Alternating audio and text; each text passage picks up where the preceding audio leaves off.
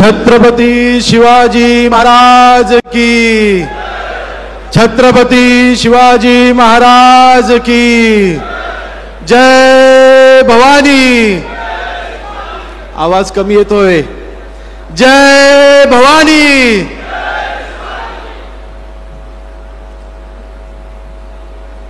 हिंदुस्थानचं आराध्य दैवत छत्रपती शिवाजी महाराजांना मानाचा मुजरा।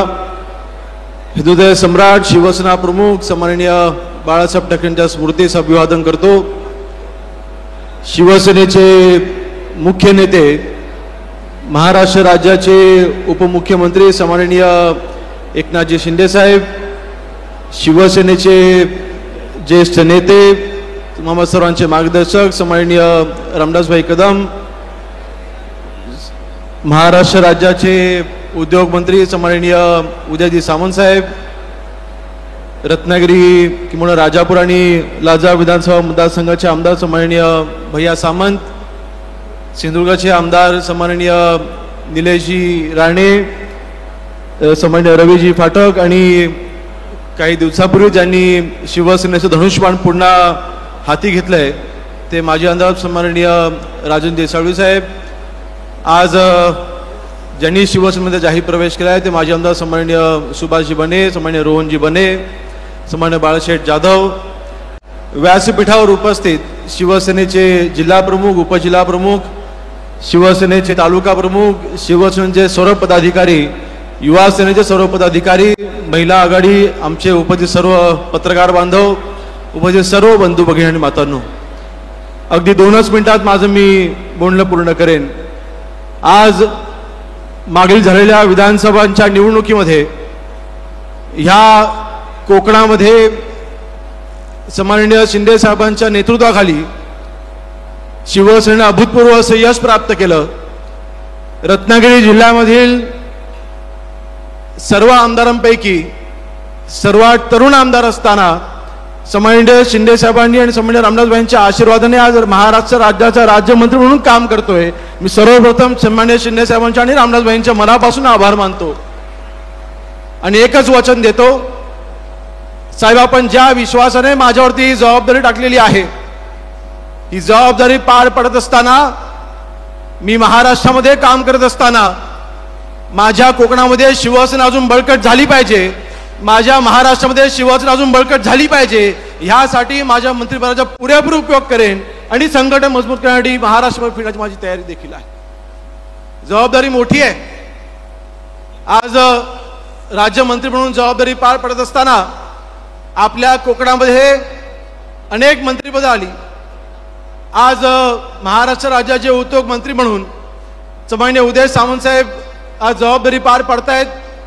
सन्माननीय रामदासभाईंच्या माध्यमातून ह्या रत्नागिरी जिल्ह्याने विरोधी पक्षनेत्यासारखं महत्त्वाचं पद तिथे भूषवलं, पर्यावरण मंत्रिपद त्यांनी भूषवलं आणि आज राज्यमंत्री म्हणून महसूल सारखं, ग्रामविकास सारखी अतिशय महत्त्वाची खाती आज आपल्या कोकणामध्ये आहेत आणि ह्या खात्यांच्या माध्यमातून आपल्या सर्वांना वचन देतोय की ह्या कोकणामध्ये असलेले महसूलचे सगळे प्रश्न, ग्रामविकास विभागाचे सगळे प्रश्न, अन्न नागरी पुरवठा असेल की औषध प्रशासन असेल, या खात्याशी संबंधित असलेले सगळे प्रश्न सोडवण्यासाठी हा योगेश कदम अंगाची परिकाष्ठा करेल हा शब्द आपल्या सर्वांना ह्या व्यासपीठाच्या निमित्ताने देतोय।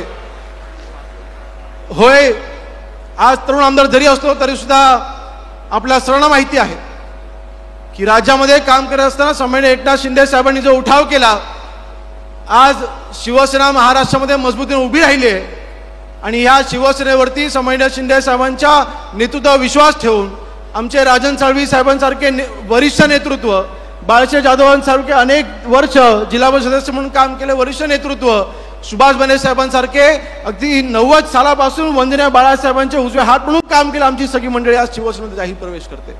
आज शिवसेना वाढते, आज महायुती महाराष्ट्रामध्ये मजबूत होते। महाराष्ट्राचे मुख्यमंत्री देवेंद्र फडणवीस साहेब असतील किंवा उपमुख्यमंत्री अजितदादा असतील, या तीनही नेत्यांच्या नेतृत्वाखाली महाराष्ट्रामध्ये आज महायुतीने अभूतपूर्व असं यश प्राप्त केलं। शिलेदार आपल्या सर्वांना स्वीकारायलाच हवंय, या विजयाचे शिलेदार सन्माननीय शिंदे साहेबच होते, हे कोणीही नाकारू शकणार नाही।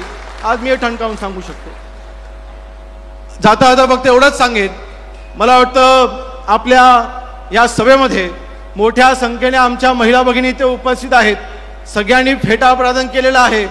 आपल्या या विजयामध्ये सन्माननीय शिंदे साहेबांच्या नेतृत्वाखाली मुख्यमंत्री म्हणून काम करत असताना लाडकी बहीण सारखी त्यांनी योजना आणली आणि ह्या विजयाचे शिल्पकार आमच्या सगळ्या लाडक्या बहिणी ठरल्या आहेत. आपल्या सर्वांचे देखील मनापासून आभार मानतो. मला देखील या रत्नागिरी जिल्ह्यामधून दुसऱ्यांदा आमदार म्हणून आपण मला निवडून दिलंय.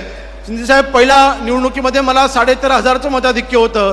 या निवडणुकीमध्ये जवळपास 25,000चं मताधिक्य दापोली मतदारसंघामध्ये जनतेने मला दिलं. आपण देखील ज्यावेळेला सभेसाठी आला होता, मला वाटतं महाराष्ट्रामधला एकमेव मतदारसंघ असेल की जिथे शिंदे साहेबांनी जनतेला आवाहन केलं की तुम्ही योगेशला आमदार करा, मी आमदार करतो, असं विधानसभेच्या निकालाच्या अगोदरच सन्माननीय शिंदे साहेब आपण त्यावेळेला शब्द दिला. मी पुन्हा एकदा आपल्या मनापासून आभार मानतो आणि एवढंच वचन देतो की महाराष्ट्रामध्ये आज काम करत असताना माझ्या कोकणाला प्राधान्य देऊन माझ्या कोकणाचे अनेक प्रश्न प्रलंबित आहेत. नक्कीच त्याचं वेळोवेळी आपण सर्वांनी पाठपुरावा केलाय.